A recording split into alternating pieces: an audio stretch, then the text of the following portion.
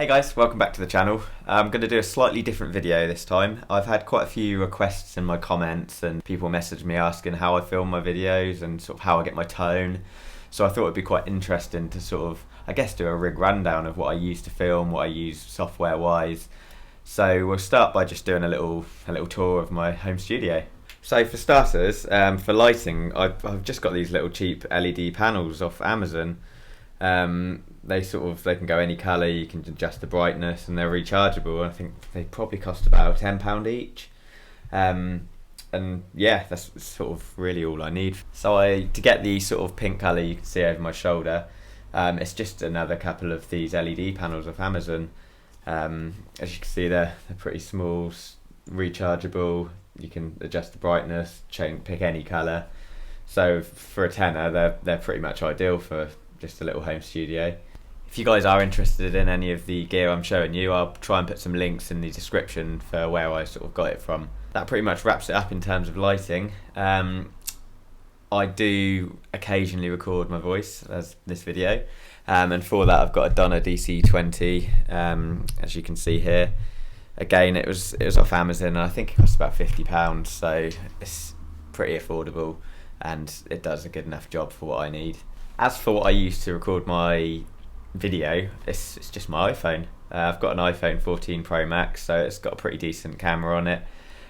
One day I'd like to get sort of a mirrorless SLR, but it's just a lot of money and I don't really need it. So that pretty much wraps up what I use for lighting and filming and if I'm recording voice. In terms of recording my guitar and how I get my tones and stuff, I mean, you guys will be pretty familiar with my PRS Custom 24. I use this for a lot of my videos. I've also got my Fender Strat, which I use fairly regularly. And I have got an Epiphone Les Paul, which I sometimes use, but I tend to stick to the Custom 24 or the Strat.